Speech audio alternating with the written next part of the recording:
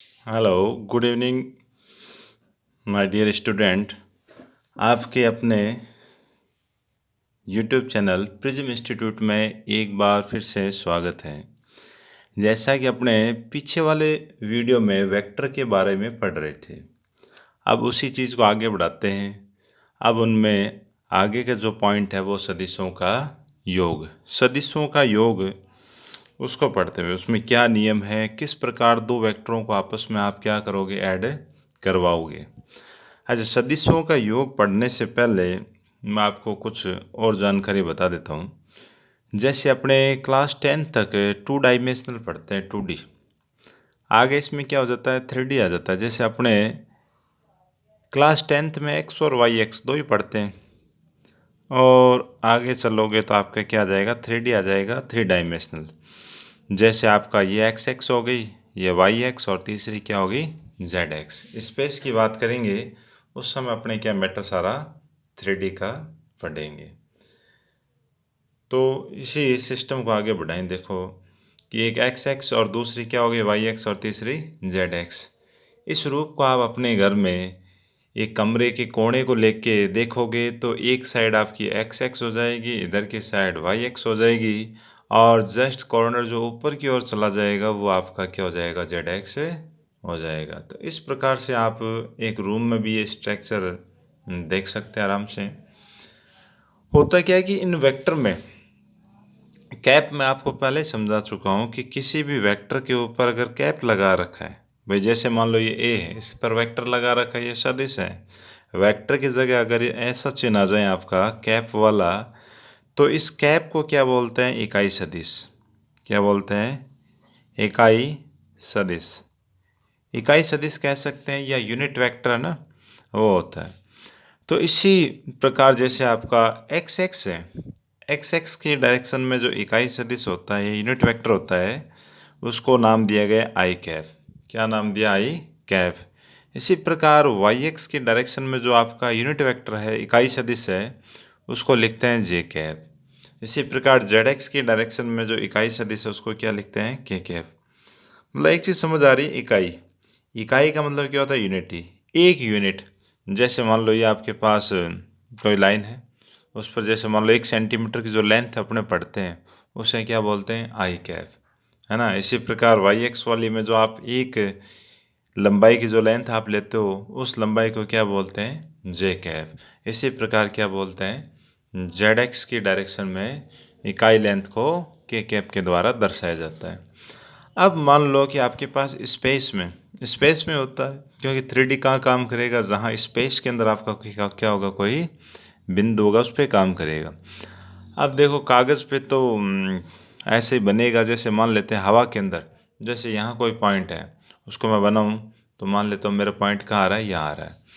अब इस पॉइंट को जैसे मान लो मैंने क्या नाम दे दिया, पी, और इसके जो कोऑर्डिनेट है, निर्देशांक है, वो ले लेता हूँ 2,3,1। इस बिंदु के 3 निर्देशांक हो गए भाई, क्योंकि 3D शेप में ये पहला एक्स एक्स वाला, दूसरा वाई एक्स वाला, और तीसरा क्या हो गया, जेड एक्स वाला मान हो गया। अब इस बिंदु का जो पोजीशन वेक्टर है वो कैसे दर्शाते हैं भाई, जब तक आपके पास ये जो 2, 3 और 1 लिख रखा है, अभी तक आपका ये क्या, एक पॉइंट है, एक बिंदु है। इसको आपको पोजीशन वेक्टर बनाना है। तो किसी भी बिंदु का पोजीशन वेक्टर किस प्रकार से निकाला जाता है कि इन तीनों अक्षों का सेंटर, मतलब ओरिजिन कहाँ लेते हैं, यहाँ, ये मूल बिंदु हो गया। तो किसी एक फिक्स पॉइंट से उस बिंदु की स्थिति को दर्शाने के लिए जिस सदिश को काम में लेते हैं उसको बोलते हैं क्या, पोजीशन वेक्टर या स्थिति सदिश। स्थिति सदिश, पोजीशन वेक्टर या स्थिति सदिश। अब जैसे मान लो मैं ओरिजिन से, मूल बिंदु से इस पॉइंट को जोड़ देता हूँ। जैसे जोड़ा, मेरे पास क्या आ गया, एक वेक्टर बन के तैयार हो गया। इस वेक्टर को क्या नाम दे सकते हैं, ओपी वेक्टर। ऊपर देखो एरो लगा है, ओ से पी की ओर ये जा रहा है, ओ से पी की ओर जा रहा है, तो इस वेक्टर को आप क्या नाम दे सकते हो, ओपी वेक्टर नाम दे सकते हैं। अब ओपी वेक्टर निकलेगा कैसे, वो भी मैं आपको समझा देता हूँ। देखो होता क्या है, मान लेते हैं आपका एक बिंदु क्या है, x1, y1, z1 है, और दूसरा बिंदु भी x2 comma y2 comma z2 है। अब मेरे को ए से बी की ओर मतलब ए को बी से जॉइंट करता हुआ एक वेक्टर चाहिए। कहने का मतलब हो गया कि मैं ए से किसकी ओर जा रहा हूँ, बी की ओर जा रहा हूँ, तो मैं क्या लिखूंगा, ए बी वेक्टर। ये वो पॉइंट है भाई, दो बिंदुओं से सदिश किस प्रकार निकाला जाता है। दो बिंदुओं से सदिश किस प्रकार निकाला जाता है, मैं आपको वो समझाने की कोशिश कर रहा हूँ। जैसे मेरे पास दो बिंदु दे रखे हैं, मैंने उन दोनों को क्या करवाया, जॉइंट करवाया, एक डायरेक्शन ले ली बिंदु ए से बिंदु बी की ओर। तो मेरे को चाहिए अब क्या, ए बी वेक्टर चाहिए। तो वेक्टर निकालने के लिए पहला काम क्या होता है कि पहले आप एक्स वाले कोऑर्डिनेट को घटाओ, सेकंड नंबर पे जो पॉइंट लिखा हो उसमें से फर्स्ट वाले को सब्ट्रैक्ट करवाओगे। x2 में से x1 को घटाओगे, क्या लिखा जाएगा कि x2 माइनस x1। और x कोऑर्डिनेट है तो x का जो यूनिट वेक्टर होता है वो क्या होता है, आई कैप। तो मैं क्या लगाऊं, आई कैप, फिर प्लस। अब y कोऑर्डिनेट आपस में सब्ट्रैक्ट करवाएं तो y2 minus y1, Y x की दिशा में इकाई सदिश क्या होता है, जे कैप। तो क्या लगा दिया, जे कैप। इसी प्रकार z वाले बिंदुओं को घटाओगे तो z2 माइनस z1 क्या लिखेंगे, के कैप। तो ये आपका एक फॉर्मूला बन जाता है किसका, दो बिंदुओं को जॉइंट करने वाले वेक्टर का। तो अपने बात चल रही थी कि एक पॉइंट अपने लिया था 3D के अंदर, बिंदु P लिया था। अब बिंदु P का जो पोजीशन वेक्टर मैंने बनाया कि बिंदु P को कहाँ मैच करवा दिया, O से P की ओर एक वेक्टर मैंने बनाया OP। अब मैं क्या निकालना चाह रहा हूँ, OP। बड़े आराम से निकल जाएगा इसी फॉर्मूले के द्वारा। देखो मेरे को क्या चाहिए भाई, दो बिंदु ही तो चाहिए। तो दो बिंदु मेरे पास है, कैसे, O ओरिजिन है, एक्स वाई जेड तीनों क्या होते हैं, 0 0। P मेरे पास दे रखा है 2 3 और 1। तो अब देखो इसी फॉर्मूले के अंदर रख के निकाल लेते हैं OP vector. x2 minus x1, ये आपका x1 हो गया, y1 ये z1। इसी प्रकार ये x2 y2 और z2। x2 माइनस x1 मतलब 2 माइनस में 0, बाहर क्या लगा देंगे, आई कैप। इसी प्रकार y वाला कोऑर्डिनेट ले, y2 माइनस y1 मतलब 3 माइनस 0, क्या लिखेंगे, 3 माइनस 0। और y डायरेक्शन की ओर जो आपका यूनिट वेक्टर है वो के कैप लगा दिया। इसी प्रकार z वाला लेंगे तो 1 माइनस 0 और जेड एक्स की डायरेक्शन में यूनिट वेक्टर क्या होगा, के कैप। अब सब ट्राई करवा लो, यहाँ तो देखो जीरो में से सॉरी 2 में से आप 0 घटाओगे 2 आएगा, 3 में से 0 घटेगा 3j, और 1 में से 0 मतलब के कैप। 1 इंटू के क्या होगा, के कैप। ये आपका वेक्टर तैयार हो गया, वेक्टर बन के क्या हुआ, तैयार हो गया। तो इसी प्रकार आप किसी भी दिए गए बिंदु के द्वारा क्या निकाल सकते हैं, उस बिंदु का पोजीशन वेक्टर बड़े आराम से निकाल पाओगे इसी फॉर्मूले के द्वारा। तो देखो दो चीज़ें सीखी हैं, एक तो क्या सीखा, यूनिट वेक्टर सीखा, X X Y X Z X की डायरेक्शन में यूनिट वेक्टर आपने देखा, एक्स डायरेक्शन में क्या लिया जाता है, आई कैप, वाई डायरेक्शन में जे कैप, और जेड डायरेक्शन में क्या लेते हैं, के कैप।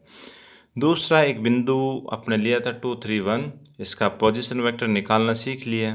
कहने का मतलब कि दो बिंदु अगर आपको दे रखे हैं तो उन दोनों को जॉइंट करवाने वाले वेक्टर को किस प्रकार से निकालना है वो आपने बड़े आराम से इसको समझाया। अब देखो आगे चलते हैं, सदिशों का योग देखो कुछ नहीं है, जैसे मैं आपको एक एग्जांपल बताऊं, बस इसमें जो आपके दो नियम हैं वो इम्पोर्टेंट है, बाकी वेक्टरों को जोड़ना काफ़ी आसान है। जैसे मान लो मैं एक ए वेक्टर ले लेता हूँ, क्या लिखूँ, 3i माइनस 2j और प्लस 4 के कैप। इसी प्रकार एक अन्य वेक्टर बी वेक्टर लेता हूँ, 2i प्लस में 4 के कैप। ये दो वेक्टर लिए मैंने। अब दो वेक्टर लिए, मेरे को क्या काम करवाना है, दोनों वेक्टरों को जोड़ देना है। तो देखो जोड़ने में क्या होगा, आई के साथ आई वाला ही जुड़ेगा। तो अपने एक काम करते हैं कि इन दोनों का आई तो कहाँ रख लेते हैं, बाहर। जुड़ती क्या है, देखो संख्याएं जुड़ती है भाई, 3 + 2।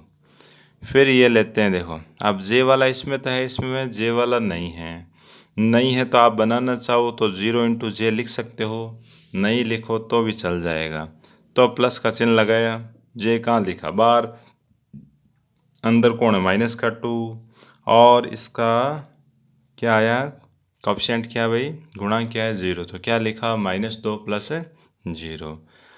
अब के को तो लिख दिया बाहर, के वालों को जोड़ दे, 4 + 4 अब देखो जोड़ें, 3 और 2 क्या हो गए 5 आई कैप, ये माइनस का ही आएगा। देखो -2 में आपने 0 को जोड़ा तो क्या आया -2 और पीछे लगा दिया जे कैप, 4 और 4 क्या हो गए 8 हो गए, 8 के कैप। तो देखो वेक्टर को जोड़ना घटाना बिल्कुल आसान है, कोई दिक्कत नहीं है।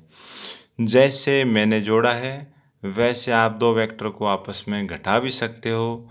बस कुछ नहीं होगा, यहाँ पे ये जो बीच में प्लस वाले चिन्ह ये माइनस के आ जाएंगे, है ना। ऐसे आप क्या है इनको घटा भी पाओगे।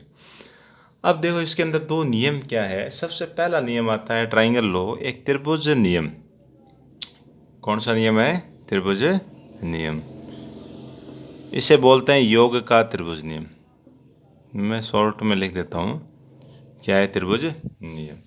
तो देखो त्रिभुज नियम है क्या, कुछ नहीं है। देखो इसमें होता है क्या है, यदि आपके पास दो वेक्टर हो क्रमागत हो, जैसे मान लो कि एक वेक्टर आपका ए वेक्टर ये हो गया, इसी क्रम में मैं एक वेक्टर कौन सा ले लेता हूँ बी वेक्टर, ये बी वेक्टर।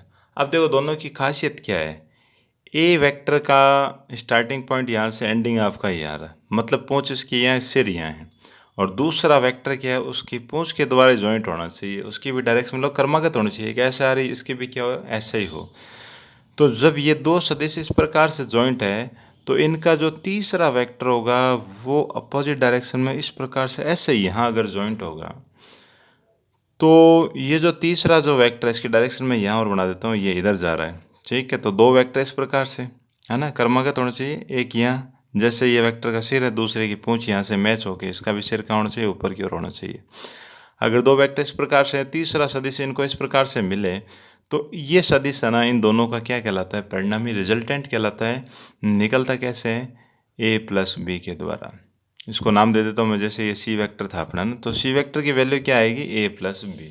ये त्रिभुज नियम कहता है भाई, दो सही डायरेक्शन मिल रखे हैं, तीसरा उसके उल्टे डायरेक्शन मिलेगा तो तीसरे सदिश को क्या लिखते हैं ए प्लस बी।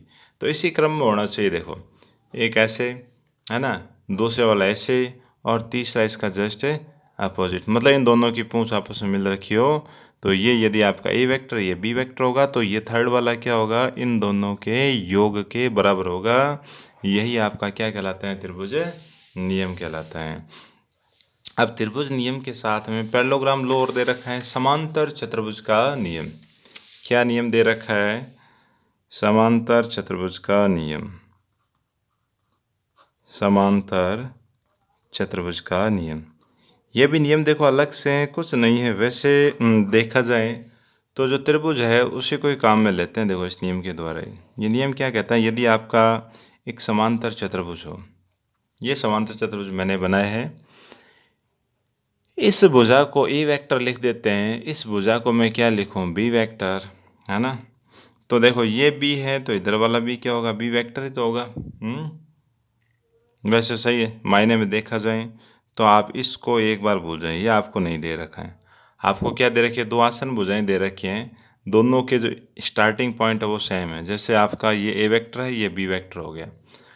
अब आपको क्या करना है, इस पॉइंट से एक डायगोनल एक विकर्ण आपको बनाना है, और ये विकर्ण है ना। ये कैसे मिलेगा, इसको कैसे निकाले, तो देखो जो आपने त्रिभुज नियम पढ़ा है वो सेम ही है। अगर आपकी एक भुजा ई वेक्टर है दूसरी बी वेक्टर, तो आपको ये जानकारी में इधर ये बी वेक्टर है तो समांतर चतुर्भुज में सामने वाली भुजा भी क्या होगी, सेम माप की होगी। इसे भी मैं क्या लिखूं बी वेक्टर। अब देखो आपका वापिस से क्या बन गया, वही त्रिभुज आ गया ना। देखो इसके अंदर ए और ये बी, और तीसरा अपोजिट डायरेक्शन मैच हो रहा है, तो इस विकर्ण का भी मान क्या हो जाएगा ए प्लस बी आ जाएगा। ये वैल्यू आपके पास आ जाएगी। तो ये समांतर चतुर्भुज का नियम है कि यदि आपको ये दो भुजा दे रखी हो उस समय विकर्ण की वैल्यू कैसे निकालनी है। तो सेम देखो इसी को आप ऐसा मान लें कि इसी वेक्टर को उठा के आप यहाँ विस्थापित करोगे तो सेम लेंथ का होगा। तो ये बी वेक्टर है तो इधर वाला भी क्या होगा बी वेक्टर होगा। तो जब आपका ये ए और ये बी हो गया तो ये रिजल्टेंट क्या हो जाएगा आपका ए प्लस बी। तो ये कहलाता है योग का नियम, मतलब दो सदिशों को जोड़ेंगे तो आपका तीसरा वेक्टर बन जाएगा। तो ये आपके पास क्या कहलाता है योग का नियम। तो जोड़ना तो आपने सीख लिया, बहुत आसान है, कोई दिक्कत नहीं है। योग के ये जैसे दो नियम थे ये आपने बड़े अच्छे से समझे हैं। अब और आगे चलें।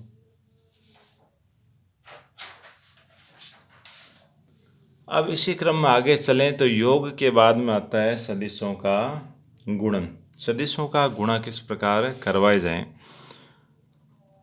तो देखो सदिशों का गुणन, सदिशों का गुणन। तो अब अपने नेक्स्ट क्लास में क्या पढ़ेंगे, सदिशों का गुणन पढ़ेंगे। तो सदिशों का गुणा दो तरीकों से संभव है। दो तरीकों से कैसे, दो पैटर्न होते हैं भी। एक तो होता है अदिश गुणन, एक तो क्या कहलाता है, अदिश गुणन, और दूसरा कहलाता है आपका सदिश गुणन। तो ये अपने नेक्स्ट क्लास में पढ़ेंगे वापस यहीं से। मिलते हैं। Thank you.